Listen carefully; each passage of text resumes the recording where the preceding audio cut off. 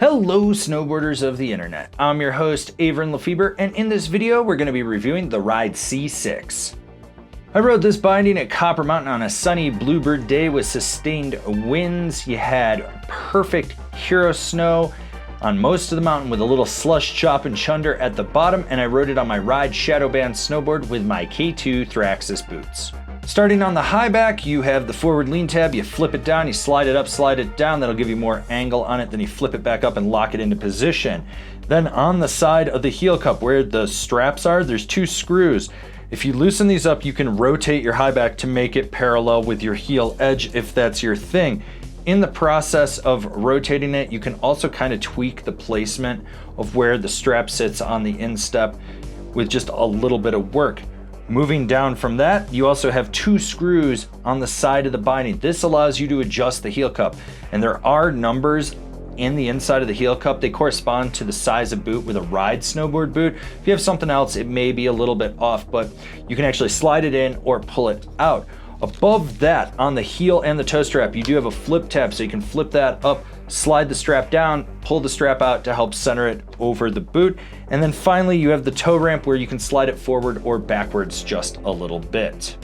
The heel strap is a two-piece design, and you do have that little skeleton in the middle that's a little more rigid, and then you've got the other piece outside of it which has a little bit more give. These will lock you down, but they're not providing you with any padding. That's going to come entirely from your boot, as the 6 is kind of their freestyle all mountain binding. You do get a little bit more give with it. With the toe strap, you do have a cutout that's covered, and this will contour to most boot shapes just fine. It locks you down and it holds you well. Ride's ratchets are dialed. There is next to no play in them. You don't notice any rattle. The one finger quick release works exactly how you want it to. When you are tightening these down, they climb exceptionally well. They hold you in place, they never slip.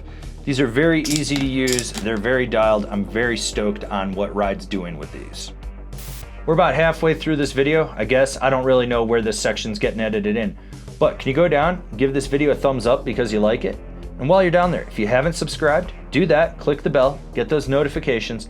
That way you're not missing any of the programming we've got coming out for you. One of the cool things that Ride's doing is they're making a very narrow Highback. This allows you to just tweak laterally without it getting in your way, but when you drive back into it, you will notice that it's there. It's not the stiffest Highback out there, but it's still very responsive. And then you also have that forward lean tab that you can adjust on the fly. So you just flip it up, slide it down if you want more, push it all the way up, lock it into place, you're good to go. This is a middle of the road freestyle flexing binding. It's not super stiff, but it's also not super soft. You can drive into the straps, you'll get a little bit of response, but a bunch of give to it. This also helps with the lateral play on it. With the Highback being so narrow, it doesn't really get in your way as well when you're doing it. There's power when you need it, but you can be laid back most of the time with it and not have to worry about it. This is a smooth, consistent binding ride. The foot pad dampens the way you want. It's going to kill off any of that kinetic energy. You don't really have to worry about when you get into a field of death cookies or some chop and chunder where it's really crusty. It's going to just kill that kinetic energy off. And then with the rest of the binding, it's still got power where you need it. So the way I would describe it is a more damp version of the A, but it does have a wider chassis to it. So you're going to have a little bit of a bigger dead spot. That's going to change the power dynamic of how you drive into your board. Rider in mind. This is for a freestyle focused rider that just wants a smooth, consistent binding that's very meat and potatoes. Like what we're doing over here? Want to support us further? Swing on over to Angry Snowboarder VIP and become a member. Sure, I could tell you more here, but I got a video over there that explains it so much better. I've never had a bad time on the C-6. It just works. It's meat and potatoes. You know what you're gonna get. The adjustments are easy to play around with.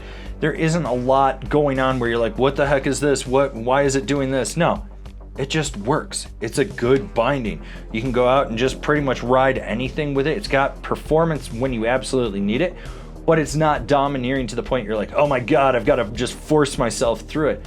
By and large, it's just like a well-rounded binding for most people.